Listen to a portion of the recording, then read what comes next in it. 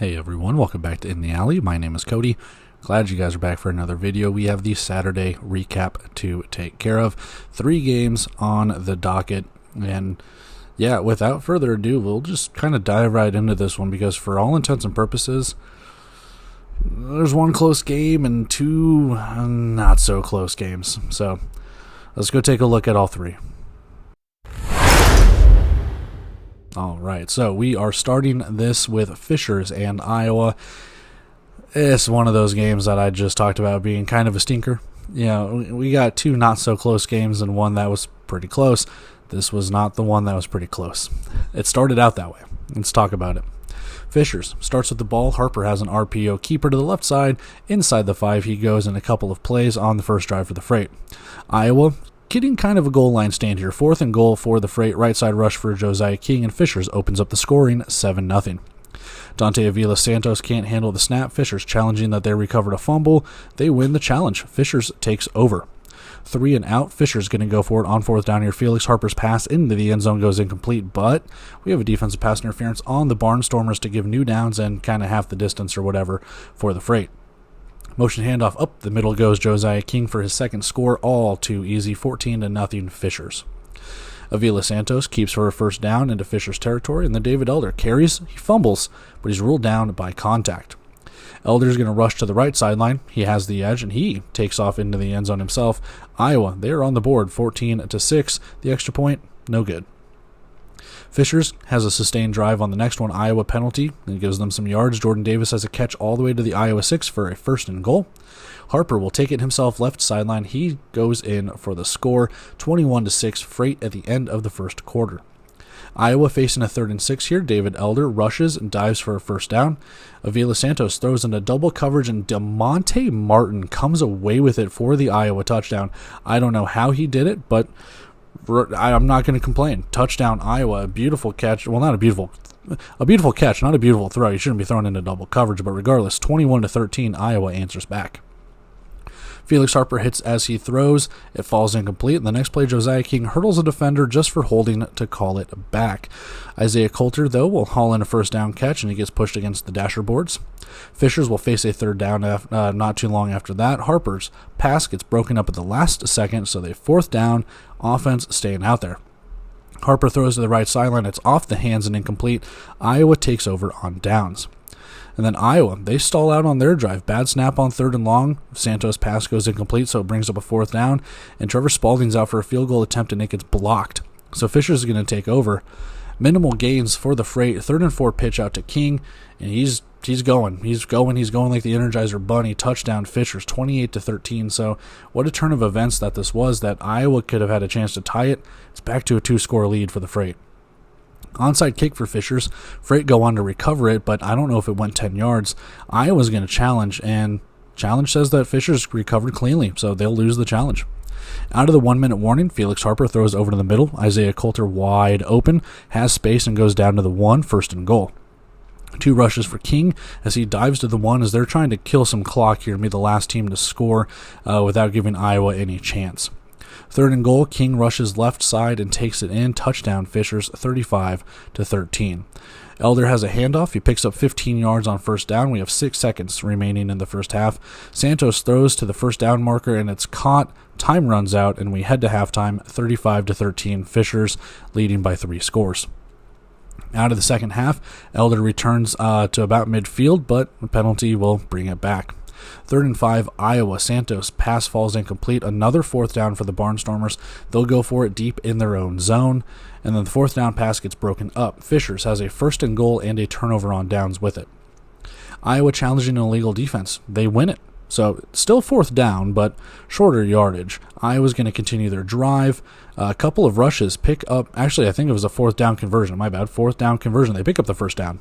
Iowa's drive continues. A couple of rushes to pick up. A couple more 1st downs for the Barnstormers. And then we have a low snap. Elder has to go and get it. 3rd and long upcoming. Avila Santos is smacked by Jalen Swan for a big sack. 4th down. Spalding out for a long kick. It's no good. Kick is returnable, and Jaron McGaw returns it all the way to the Iowa 17. 1 play, 1 touchdown. You know how it is. Jordan Davis down the right sideline. He takes it in, 42-13 Freight. Noah Bodden is on for Iowa at quarterback now. Avila Santos' night is done. His first pass goes incomplete. Drive picks up a couple of yards, but fourth down regardless. Bodden's pass complete to Martin for a first as they keep on trucking along. Edwards rushed down to the Fishers 5. Bodden escapes pressure, but not with the football. He dropped it, and Nicholas Lennon picks it up and stomps his way to the Iowa 9. It's a first and goal for the Freight.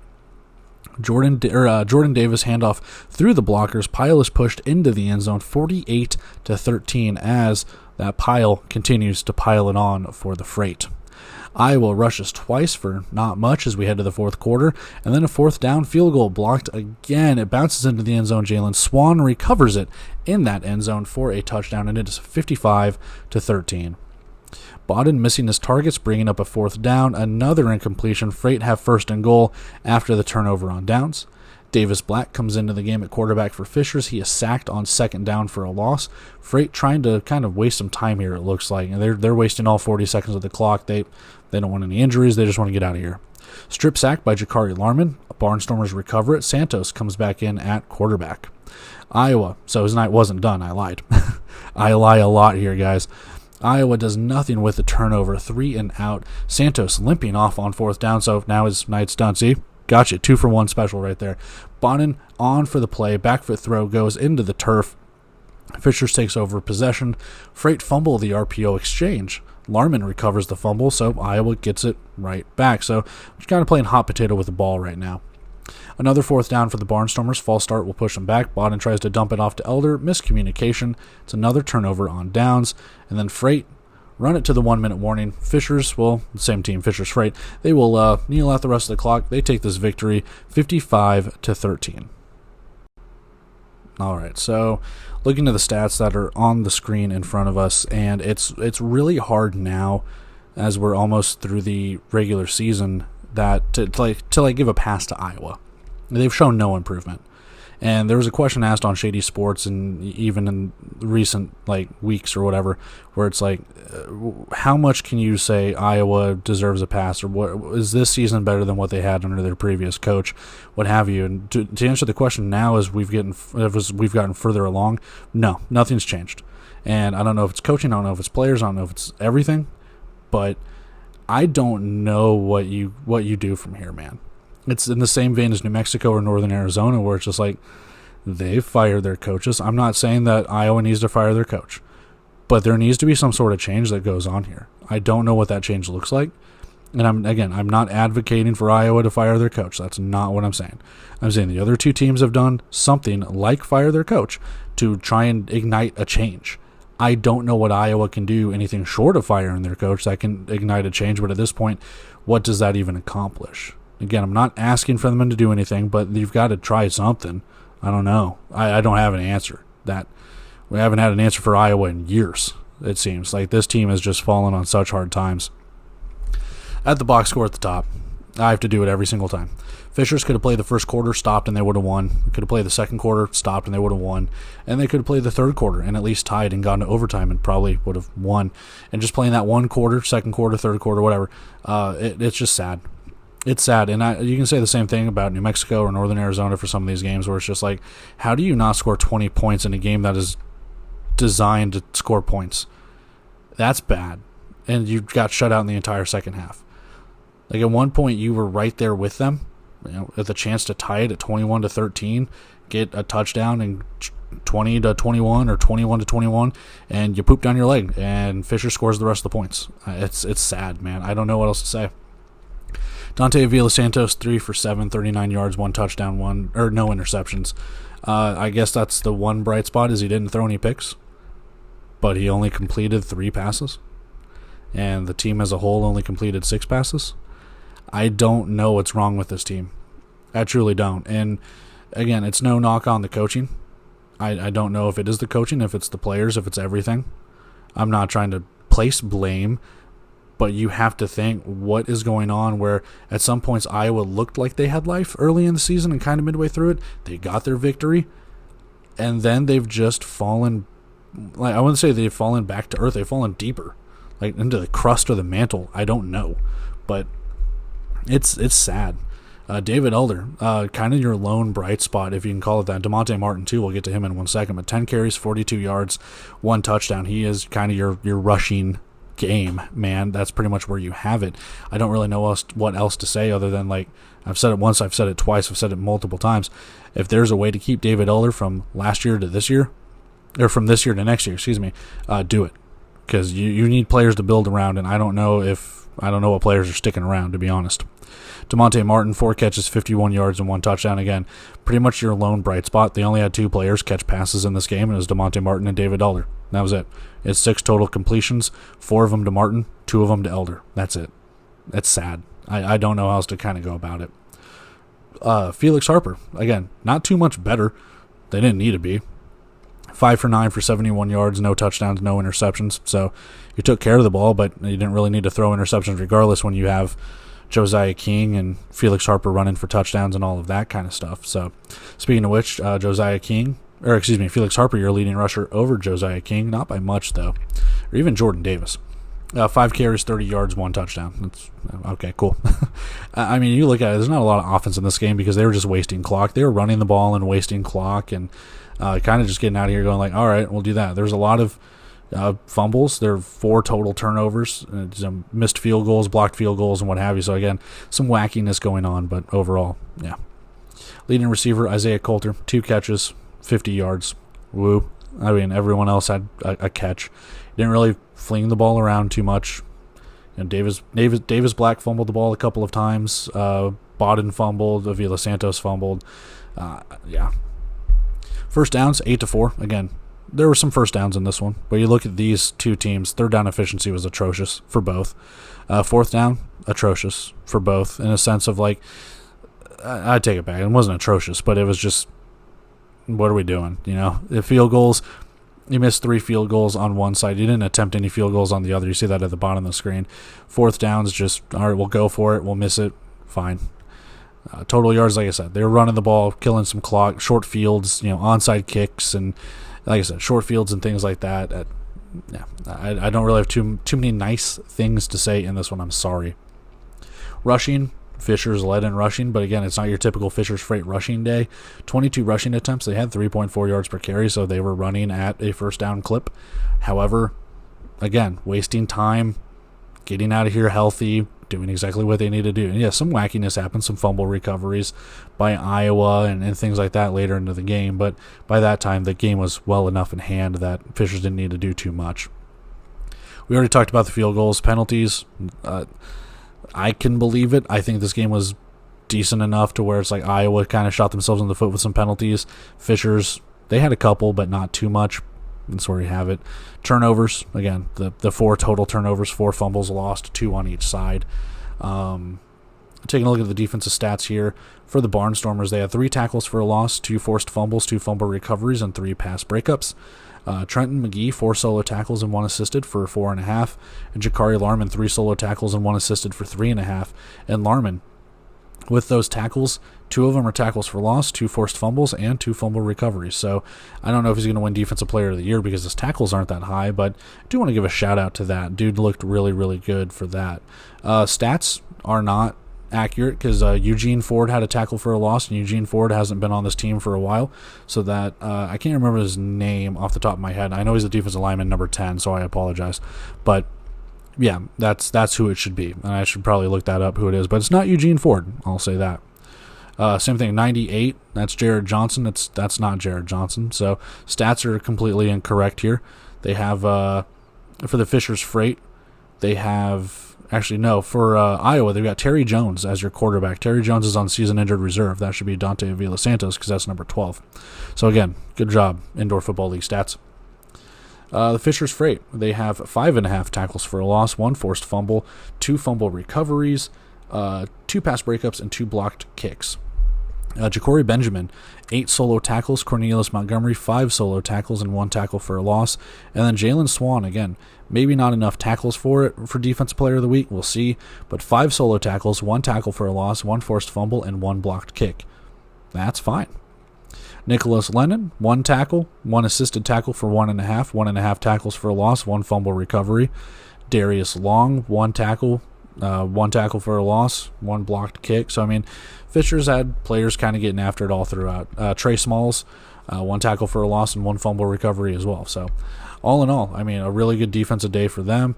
Not a bad defensive day for Iowa when you just look at tackles, when you look at the tackles for a loss and the 2 fumble recoveries, but you look at the score, and it'll show you that the defense left a lot to be desired when they were not getting fumble recoveries or pass breakups or anything like that. So with that, we need to go take a look at our bet, and then we got 2 more recaps to take care of.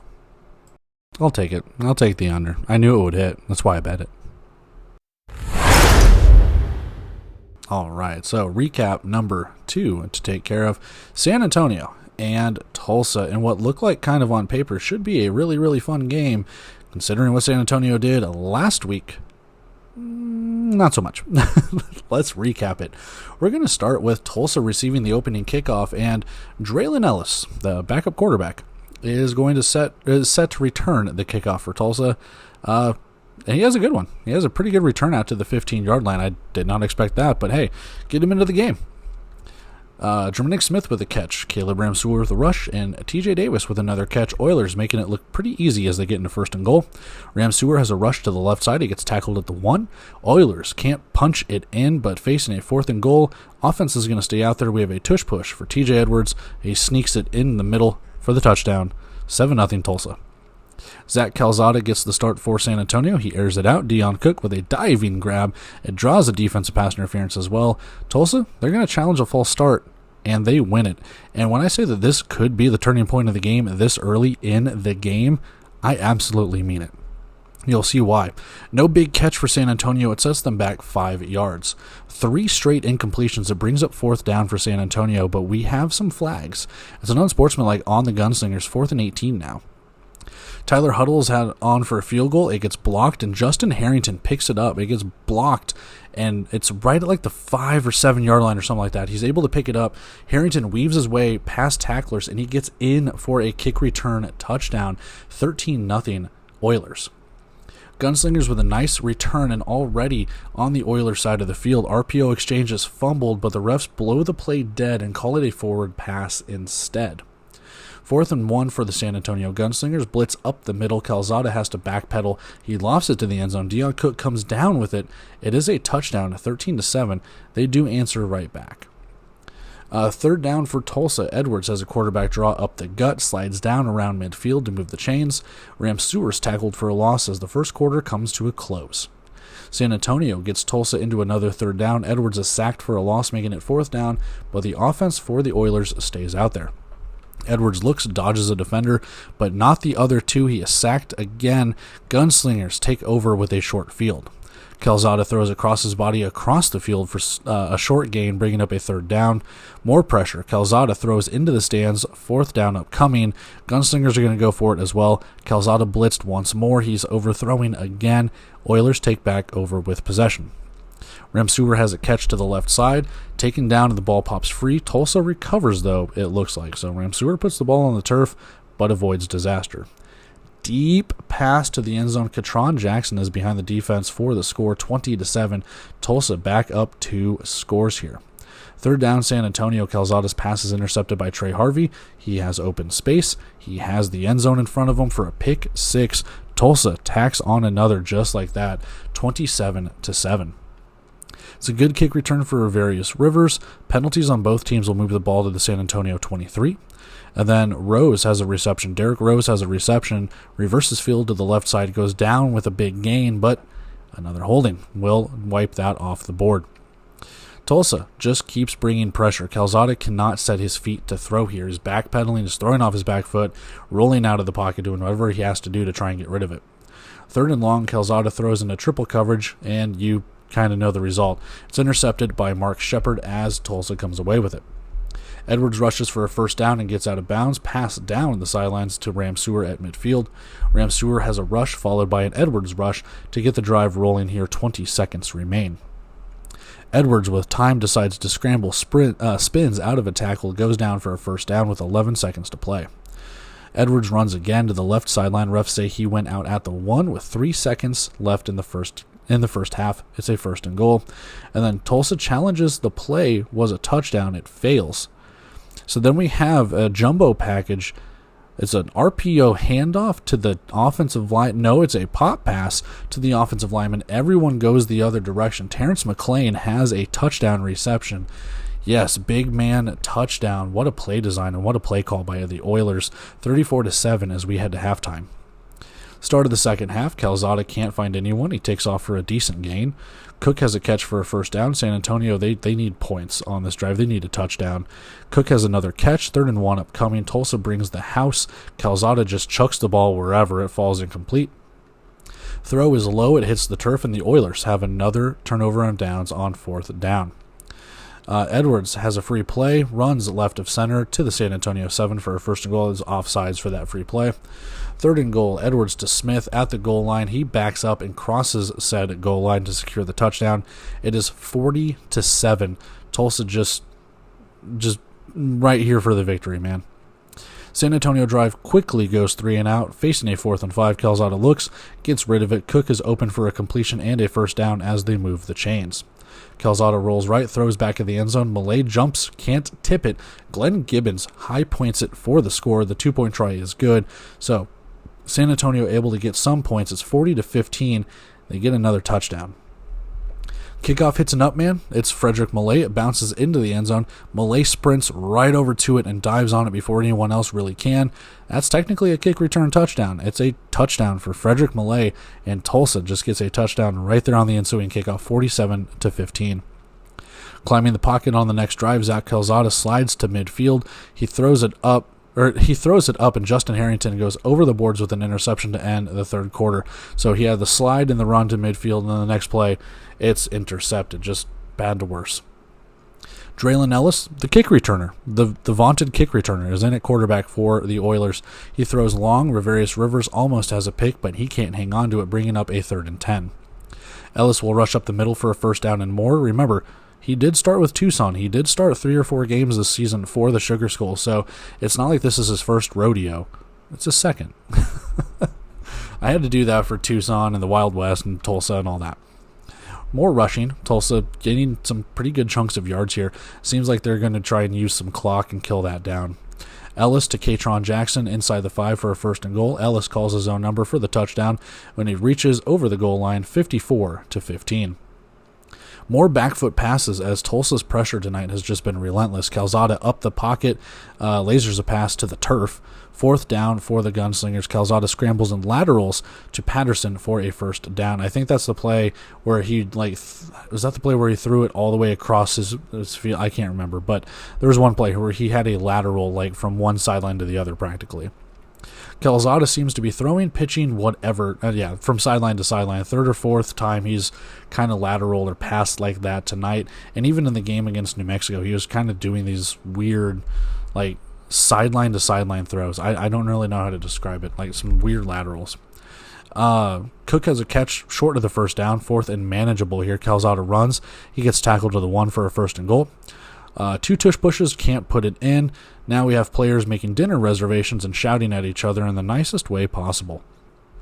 Unsportsmanlike on Trey Harvey, he's ejected for his 2nd. Zach Calzada also ejected. So Joaquin Colazo will have to finish the night at quarterback for San Antonio as we hit the 1-minute warning. Calzado throws to Cook for a touchdown. 2-point try is good as well.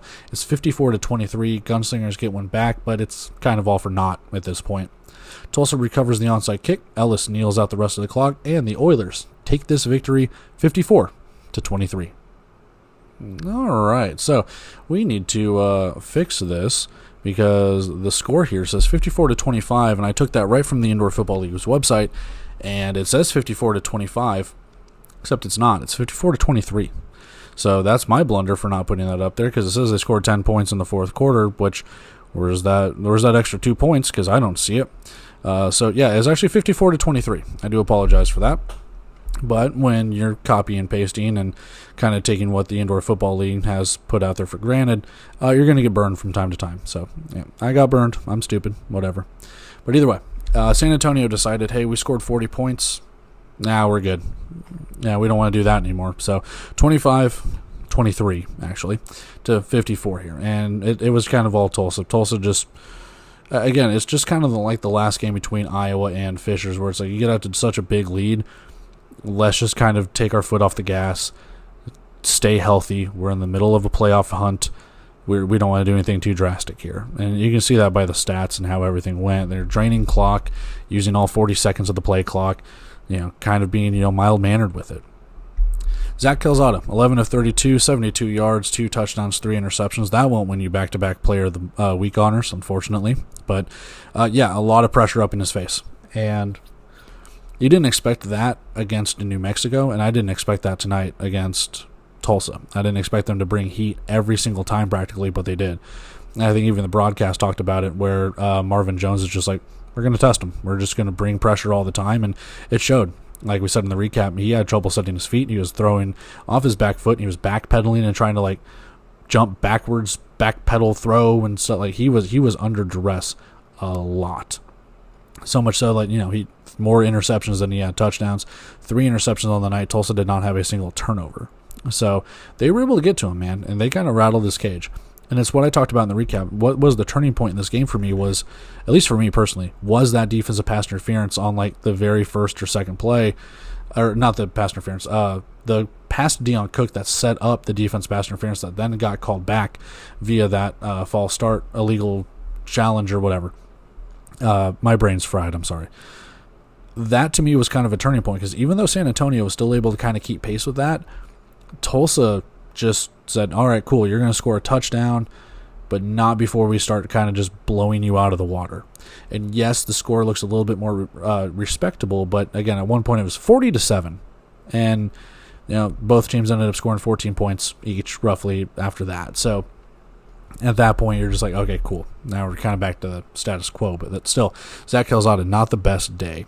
He is your leading rusher, 9 carries for 40 yards. And again, it's that issue that I take with them, and I've had issues with in the past, Bay Area, Northern Arizona, stuff like that, where if you don't have a designated running back, you're not going to run the ball. And it showed. They threw it 33 times in San Antonio, just like in years past when they'd said, hey, we're going to have a running back but not really use him, and Keyshawn Harper, and I can't even remember who the other guy was. But they cut their running backs this season, man, and that's what's showing. If you can get pressure on a guy who has only played 2 games in the indoor football league and go, hey, as long as we do this, there's nothing you can do. The blueprint's right there now. You've seen it. Just put pressure on this guy up the middle and force his throws. He's going to make mistakes. He'll go into his 3rd game next week. I don't know who San Antonio plays, but regardless, you just put pressure on him. He doesn't have the chemistry yet with his wide receivers. It shows. We'll see. Deion Cook, your bright spot here, 7 catches, 59 yards, 2 touchdowns. Nice to see him back.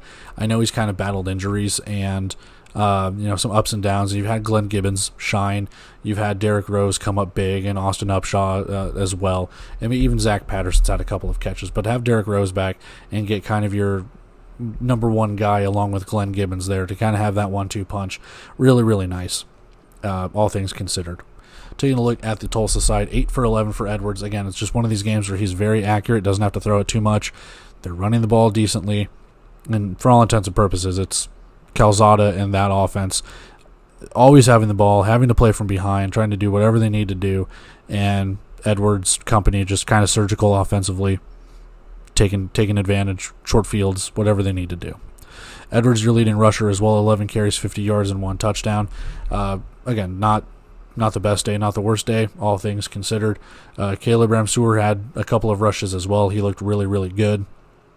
And then Katron Jackson Jr., 3 receptions, 51 yards, and 1 touchdown. Again, they didn't throw it too much, but for your main guy being him and not Jermaine Smith, it's like San Antonio made it their priority to take Jermaine Smith out of the game.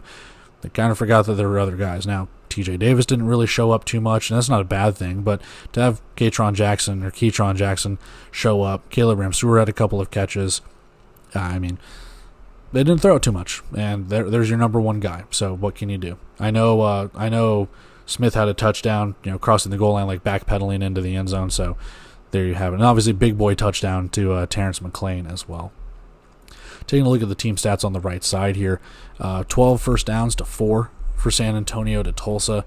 1 for 10 on 3rd downs, 4 for 6 on 4th down. So every time they got into a 4th down, they were way better than what they were on 3rd downs. Complete opposite for Tulsa. They were better on 3rd downs than what they were on 4th downs over over 50%, and then 50% for them. Total yards favors Tulsa. I mean, when you're just throwing in completions and getting, blitzed right up the middle, it's hard to gain yards. So total yards favored the Oilers. Passing yards favored the Oilers. Again, they only threw 11 total passes, completed 8 of them, compared to the 33 and only completing 12. So, rushing clearly favors the Oilers. Only 38 yards rushing. It's just another one of those performances, whether it's New Mexico, San Antonio, Iowa, Northern Arizona, where like this rushing stat, fumbles or whatever it could be, tackles for losses, just it doesn't look good, man. Now, the yards per rush, they only rushed it 10 times. 9 of those times were Calzada. So, 3.8, you're still moving the chains there, but they don't really rush the ball, man. So, 0 for 1 on field goals. That's the only field goal attempted. Penalties, you had some ejections, you had some unsportsmanlike, you had some pleasantries being exchanged there late in the game. So, yeah, that seems accurate to me. Turnovers, 3 interceptions for Calzada. That's really it. Defensive stats, taking a look at the San Antonio side, 2 sacks, 3 tackles for a loss, 2 pass breakups. Your leading tackler, Chris Chukwuneke, and Larry Brooks Chukwuneke had 5 solo tackles. Brooks had 4.5. Dabari Hawkins had a tackle for a loss. Terry Beckner had 1.5 sacks, 1.5 tackles for a loss. Nick Evans had half a sack and half a tackle for a loss. Chukwuneke also had a pass breakup. For the Oilers, Mark Shepard, 4 solo tackles. He's your leading tackler. He also had that one pick, one of the 3 picks, Trinelius Tatum, 3 solo tackles, 1 assisted with 1 tackle for a loss. I don't know if Zach Calzada got sacked because it's saying that Tulsa had no sacks. They had 2 tackles for a loss, 3 interceptions, 3 pass breakups, and 1 block kick, but no sacks. Now, again, he could have been sacked. They just don't record it, whatever the stats. They suck this year. Let's call a spade a spade. Marquez Bembry had a tackle for a loss. Justin Harrington had an interception and a pass breakup. Trey Harvey, interception, pass breakup, and a pick 6 when it comes to that. And then Frederick Malay with the kick return touchdown, what have you, when it comes to that. John McMullen blocked the field goal. So there you have that. And Tulsa's defense kind of came to play and just made San Antonio pay, man. I don't really know how else to describe it, but that's where you have it, 54-23. Don't listen to the website. Don't believe your lying eyes. They scored 23. So let's go take a look at our bet, and we got one more recap to do after this. Over 75.5 cashes so easily. All right, final recap of Saturday in Week 15 in the Indoor Football League. This is the game that, I mean, if you don't watch the other 2 games, at least watch this one from Week 15. It was a really, really fun game. Arizona traveling to Tucson to take care of the Sugar Skulls, except they didn't. We started the game off. Drew Powell is sacked on 2nd down, then throws incomplete on 3rd down, but a Tucson pass interference will give Arizona new downs and yards. 3rd and 14, Powell looks long. Arlen Bruce gets under it for a 1st and goal for the reception. Design quarterback stretch run to the left. Drew Powell opens the scoring 7-0 Rattlers. Under duress, Jerome Johnson fires into a crowd of defenders. Javian Lofton retrieves it as he's tackled to the Rattlers' side of the field. Sugar Skulls will stall out, 4th and 11, but no sign of the kicker. Over the middle pass, Devontae Merriweather skies for the interception. Arizona works inside the Tucson 5. 3rd and goal pass to Ron Brown crosses the goal line, and it is 14-0 Rattlers. Another 3rd down for Tucson on their next drive. Johnson flick pass to the end zone. Merriweather reads that one. He has pick number 2, just like that. Arizona's turn to have their drive stall out, though, after the interception. Powell has Bruce on 4th down. Ahmad Lyons stops him a yard short. It's a turnover on downs for Tucson, as they are able to escape with nothing on that turnover. Arizona challenges an illegal defense, and they win it. Psych. Arizona will have 4th and 5 instead. Powell to Bruce, and it gains the 1st down, so no interception. Reed has a reception for a 3rd and 2 end zone pass, though too far, makes it another 4th down on this drive. Bruce to the flat, he gets stuffed, and again, turnover on down. So eventually, Tucson works their way back to it. Sugar School's offense is struggling mightily in this game. 3rd and 14 upcoming as another incompletion to make it 4th and long. Ben Woodard comes out for a field goal attempt. Kick is up and is good. It's roughly a 49-yard kick, but Tucson on the board here, 14-3. Toss to the right side. Brown comes up a yard shy of the first, facing a third down and short. He is stopped again, 4th and 11 for the Rattlers after 2 false starts back to back. Drew Powell gets pressured. He loses the ball. Arizona recovers, but Tucson with a turnover on downs is a 1st and goal for the Sugar Skulls. Nothing doing, though. Tucson with a 4th and goal. Johnson is slow to get up, as is Don Willis for the Rattlers. Left shoulder throw to the right side. Jerron Waters over the defender's head for the touchdown. 14-10. Rattlers lead at the 1-minute warning, but it's only by 4. Drew Powell to Arlen Bruce. He has a step on his defender. He goes down the sideline, cuts back to the middle. He fumbles, and somehow, some way, he is able to recover it. It's a 1st and goal for the Rattlers. Wide open, Corey Reed drops one of the easiest touchdown catches you will ever see. This game is getting kind of crazy with the interceptions and the challenges and what could have beens and everything like that. 3rd and goal for Arizona. Deshaun Davis stops Trey Odom's Dukes for anything.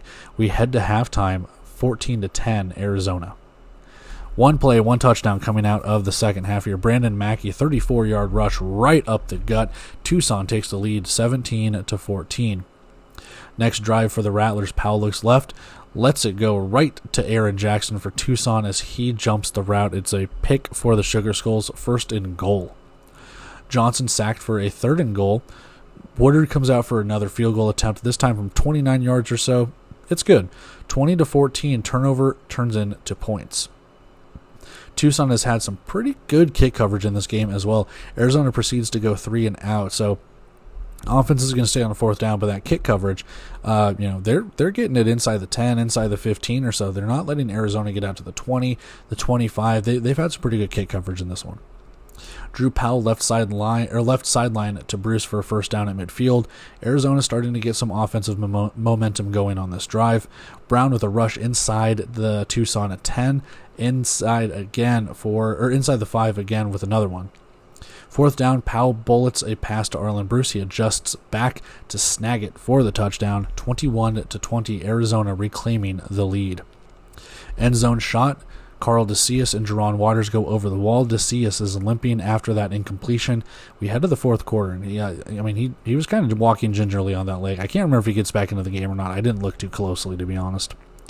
Throw over the middle, Johnson to they kept calling him McKee. It's Brandon Mackey. I guess you could pronounce it differently. Who am I to judge? But Johnson to Mackey. He breaks free of a defender and down the left sideline and into the end zone he goes. 27-21. Sugar Skulls lead is 6. Drew Powell rolls left. He has Ron Brown. He turns upfield. He picks up a 1st down. Powell then has a rush, then a throw into double coverage. Arizona down to the Tucson 9, facing a 1st and goal. Rattlers have been hit with a bunch of false starts tonight, man. At this point, I think they've got 5 or 6. Drive stalling out here. Arizona has a 4th and goal. Powell to the end zone. Trey Odom's Dukes brings it in. Touchdown Rattlers, 28-27 as we are trading leads. Jerome Johnson throws to the goal line. Jermaine Dobbs gets in front of it to pick it off, and Arizona back in business. Trey Odom's Dukes again with a grab at the 24. It's a 1st down. Powell with time on the next one. Throws end zone, and now Ahmad Lyons has an interception. I told you this game is getting bonkers. Time ticking down here, under 4 minutes to play in the game. 3rd down pass to Terrell Brown on Tucson's side, moves the sticks.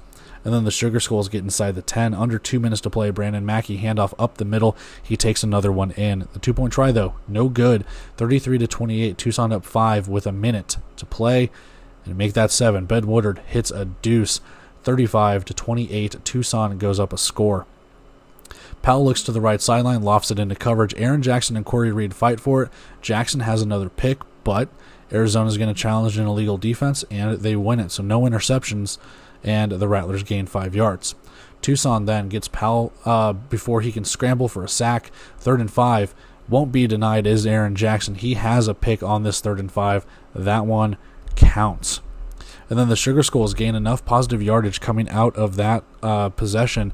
1st down, they drain the rest of the clock, and the Tucson Sugar Skulls, if you can call it an upset, I guess you can call it an upset, but Tucson, they take the victory 35-28. All right, so taking a look at the box score in front of us with all the stats and everything.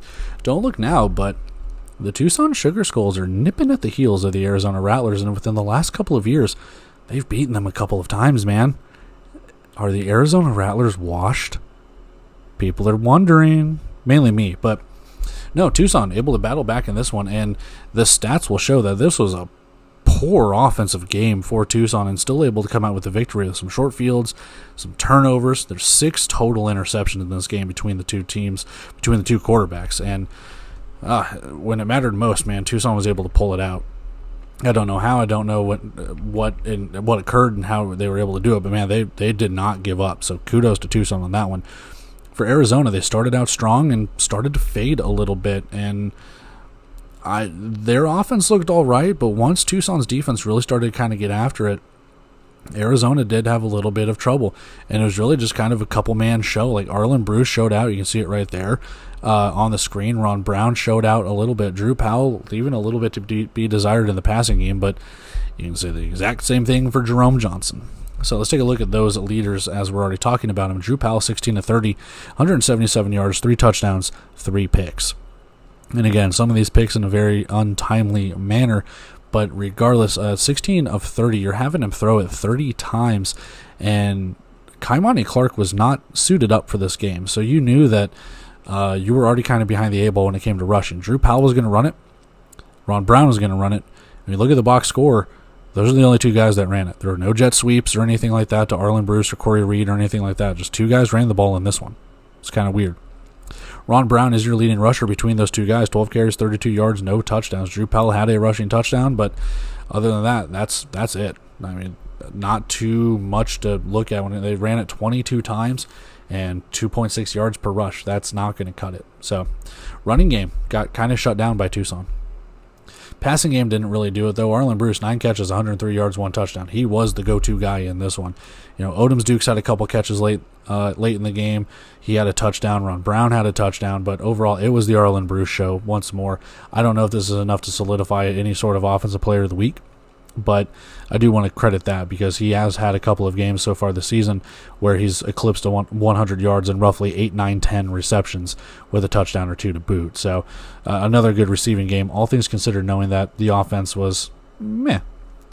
Jerome Johnson, 7 of 20, 2 touchdowns, 3 interceptions. And like I said, in the very early goings of this game, this offense was abysmal. I don't know how else to put it. Like, the offense was not good. Turning the ball over, turning it over on downs. They couldn't get anything going, and Arizona's defense looked like they were going to cruise to a pretty good victory, like the 66-14 or whatever it was their last meeting. And Arizona started out 14-0, and then here comes Tucson slowly clawing back into it, chipping away. They were able to score that touchdown. And I think the turning point was kind of that one play, one touchdown, Brandon Mackey to start the second half, which got Tucson right back into the lead. And I wouldn't say that the offense was like spectacular after that, but it was a little bit of a jump start. Speaking to Brandon Mackey, 6 carries, 54 yards, 2 touchdowns. And those 2 touchdowns really benefited the Sugar Skulls. And again, only 6 carries, 1/3 of your carries are touchdowns. Not bad. He was your offense when it came to rushing the ball. Jerome Johnson had some rushes as well, but for the most part, you kind of relied on Brandon Mackey, especially in the second half there. Javian Lofton, 3 catches, 31 yards, no touchdowns. Again, Mackey had a receiving touchdown. He had 2 rushing touchdowns. Not bad. Jerron Waters had a touchdown as well. But for the most part, again, the passing game, not good. Not good at all for Tucson. You wish those numbers were better. 7 for 20 just won't cut it, but it did in this game. But this might be the exception, not the rule. Taking a look at the team stats on the right side of the screen here. 8-6 in terms of first downs. Abysmal when it comes to third down efficiency. 3 for 11 for Arizona. That doesn't happen that often, so it's kind of crazy to see it. It might have happened once before this season, like the very first Fishers game or something like that. I can't remember, but you got to kind of question what's going on with Arizona. 7-5 this season. Okay. 3 for 7 for Tucson. Like I said, nipping right at the heel. 6-6. They are 1 game back of Arizona, and yeah, it's right there for the taking, man. We've still got plenty of season left.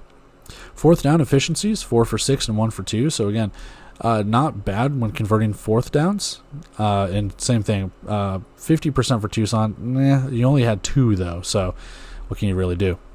Total yards favored Arizona. They didn't have to come back in this one, but their offense seemed like they were out on the field quite a bit.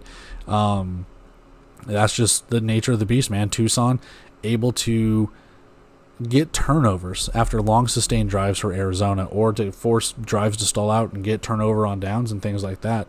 They didn't attempt any field goals. I don't know if they ever really got into field goal range or if they trusted Cook or whatever it could be, but they were content with trying to go for it on fourth downs, and overall Tucson just kind of stuffed them, especially on a couple of those where it was like 4th and 1, and it was the pass out to Brown or to Arlen Bruce or whatever, and was it Ahmad Lyons or Breon Murray who smacked him right there for no gain. So, yeah, passing yards again favored Arizona. The kind of proof is in the pudding right there. 7 for 20. If you're only completing 7 passes, you're probably not going to do too well unless they're 49-yard, bombs for touchdowns or whatever. So, yeah, kind of figure that. Rushing, they only rushed it 13 times, which is kind of crazy to think for Tucson. 22 times for Arizona. So overall, 52 total plays to 33. And you wonder, Arizona had multiple opportunities, but long sustained drives just to end in turnover on downs, what have you. Yeah. Field goals, Ben Woodard making his name heard. 2 for 2 on field goals, and then the deuce, and then whatever extra points he hit. He is the factor in this game, man. So I don't know if he's going to win Special Teams Player of the Week, but at the same time, to factor it into this equation for this game, he was the difference in this one. You take all of that away, and Arizona wins this game. A 7-point victory, and that's 8 points for the 2 field goals and the deuce, not to mention any of the extra points. So again, Ben Woodard, definitely a factor in the kicking game and in special teams for this.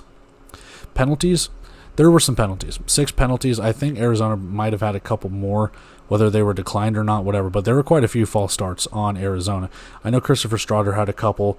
That might have been somewhere else with wide receivers crossing the line of scrimmage. I don't know off the top of my head, but I do know that there were quite a few false starts. And then Tucson, definitely, I think, a holding or 2, defensive pass interference, things like that. So overall, what have you. And then 6 total turnovers, 6 interceptions. Craziness. Taking a look at the defensive stats here. 2 sacks for the Rattlers, 6.5 tackles for a loss, 2 fumble recoveries. That was their own fumble recoveries, by the way, the offensive fumble recoveries. 3 interceptions and 3 pass breakups. Devontae Merriweather, 3 solo tackles, 1 assisted for 3.5, 1 tackle for a loss, 2 picks, and 1 pass breakup. Again, I don't know if those tackles are enough to get you Defensive Player of the Week honors, but not a bad stat line. Don Willis, 3 solo tackles, 3 assisted tackles for a total of 4.5. 1 sack or 1.5 sack, 1.5 tackles for a loss, and then Carl DeCius, half a tackle for a loss. He had 4 solo tackles, or 4 total tackles, excuse me. Looking at the Tucson side of things, not the same but similar. 2 sacks, 7.5 tackles for a loss, 2 forced fumbles, which they didn't recover them. I guess that was recovered by Arizona. 3 interceptions and 3 pass breakups. Benari Black, 4 solo tackles, 5 assisted for a total of, 6.5? 1 sack, 1 tackle for a loss, and 2 pass breakups. Not bad. Ahmad Lyons, 5 solo tackles, 2 assisted for a total of 6, 1 forced fumble, and 1 interception. And Aaron Jackson, 5.5 total tackles and 2 interceptions there. But Breon Murray, your leading tackler, 6 solo tackles, 2 assisted for a total of 7, 1 tackle for a loss, and 1 pass breakup. So, got guys flying all around the ball there for the Sugar Skulls as they somehow, someway, pull out this victory. So, with that, we need to go take a look at our bet, and then we need to wrap everything up and get out of here. You know the saying, good teams win, great teams cover, but the greatest teams win and cover. And that is it for our recap from our Saturday slate of action. Just the 3 games that we have to talk about, but overall, action nonetheless. And obviously some playoff implications and everything occurred for all 3 of these games. And not necessarily everything like, clinching or doing anything like that, but for the most part, when it comes to how things are starting to kind of shake out, Tucson upsetting Arizona, they're right on their heels. San Antonio losing, that helps out Tucson, that helps out Arizona, and can pretty much, if things start breaking in the next couple of weeks, you might have all 4 teams locked and loaded into the West, and then you're just playing for seeding at that point. The East is a lot more different. We can talk about that in the standings portion of our Sunday recap when we do that. We talk about the writers' poll and everything like that. But with this segment, I'm going to take off here because I still need to work on the Sunday recaps and everything along those lines. But it's been a chaotic week. It'll even get more chaotic as the week goes along and everything like that. But yeah, we just mosey on to week 16 because we have all 14 teams in action, 7 games right up the alley, in the alley, whatever you want to call it, and we go from there. But yeah, I don't know how to end this. My brain is fried. It is mush. But I will chat with you guys in those Sunday recaps, and we'll talk about those. We'll talk about the standings, writers poll, anything and everything. But until then, catch you guys in that one. See ya.